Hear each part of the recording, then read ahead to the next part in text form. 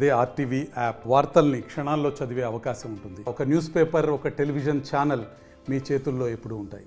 ఐక్యవేదిక రాష్ట్ర నాయకులు ప్రధానంగా మరి ఈ సంవత్సరం ఉపాధ్యాయులకు సంబంధించినటువంటి బదిలీలు, ప్రమోషన్లు, విద్యారంగానికి సంబంధించినటువంటి అంశంలో పాఠశాలల హేతుబద్ధీకరణ ప్రక్రియ కొనసాగుతూ ఉంది.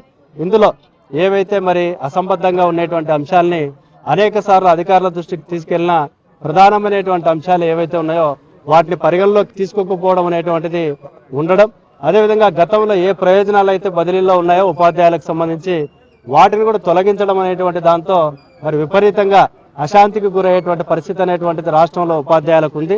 మరి ప్రధానంగా ఎక్కడైతే 8 సంవత్సరాల కంటే ఎక్కువ పనిచేస్తున్నటువంటి ప్రాంతాల్లో పనిచేసేటువంటి వాళ్ళకి ఆ సీలింగ్ అనేటువంటిది పెట్టడం అనేటువంటిది దుర్మార్గం అనేటువంటి చర్య. దీన్ని తొలగించాలి.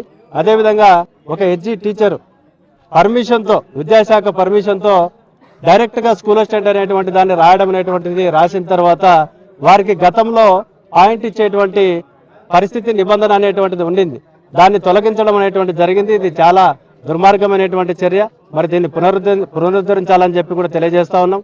మరి మేనేజ్మెంట్ కు సంబంధించి ఈరోజు విద్యాశాఖలో గవర్నమెంట్, జిల్లా పరిషత్కు సంబంధించినటువంటిది 30 సంవత్సరాలుగా ఏకీకృత సర్వీస్ రూల్స్ అనేటువంటిది పెండింగ్ లో ఉంది.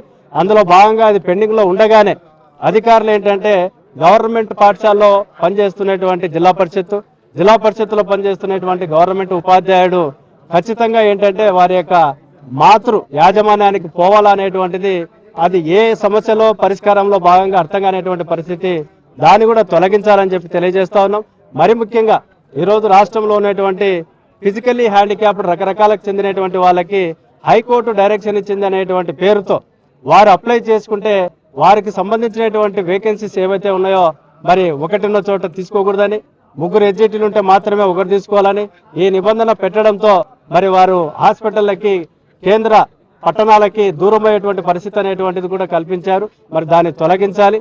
మరి అదేవిధంగా సాఫ్ట్వేర్ ఏదైతే ఆధునిక కాలంలో ఆధునీకరించబడింది అనేటువంటి చెప్తున్నారో అది గత బదిలీలకి ఇప్పటికి చూస్తే చాలా లోపాలున్నాయి.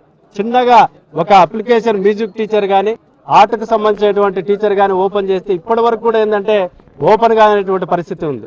ఒక పాఠశాలలో పీఈటీ గాని, అదేవిధంగా మరి ఎల్పీ హెడ్స్ హిందీ, తెలుగుకు సంబంధించినటువంటి వాళ్ళు వారిని ఒక రకంగా చెప్పాలంటే పాఠశాలను తిప్పుతూ ఆట ఆడుకునేటువంటి పరిస్థితి కనపడతా ఉంది.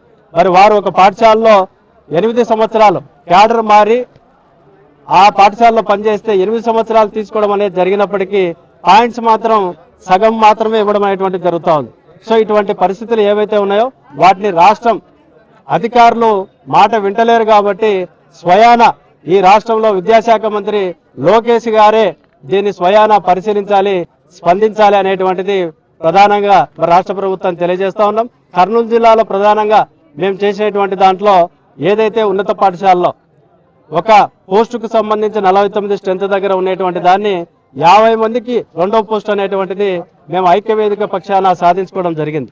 మరి దానికి 5 జిల్లాల్లో ఉన్నటువంటి పెండింగ్ లో భాగంగా కర్నూలు జిల్లాలో కూడా టెక్నికల్ సమస్య, ఉన్నతాధికారుల యొక్క ఆదేశాలతో అమలు కానిటువంటి విషయాన్ని జిల్లా డిఓ అధికారి దృష్టికి తీసుకెళ్లగా మరి అన్ని సంఘ నాయకుల ఎదుట వారు ఏదైతే మరి అసంబద్ధంగా ఉందో ఆ 2వ పోస్టుకు సంబంధించినటువంటిది 50 దగ్గర కేటాయిస్తున్నారో దాన్ని కేటాయిస్తూ సంఘాలకి లిస్టు కూడా, జాబితా కూడా ఇవ్వడం అనేటువంటిది వారు చేయడం అనేటువంటిది జరిగింది. అదేవిధంగా లోకల్ గా వచ్చేటువంటి అనేకమైనటువంటి టెక్నికల్ ఇష్యూస్ ను కూడా మేము రాత్రింబావులో ఉండి పనిచేస్తామని చెప్పి కూడా చెప్పడం జరిగింది. మరిన్ని వీడియోస్ కోసం ఛానల్ ని సబ్స్క్రైబ్ చేయండి, లేటెస్ట్ అప్డేట్స్ కోసం వాట్సాప్ ఛానల్ ని ఫాలో చేయండి అండ్ లింక్ డిస్క్రిప్షన్ లో ఉంది.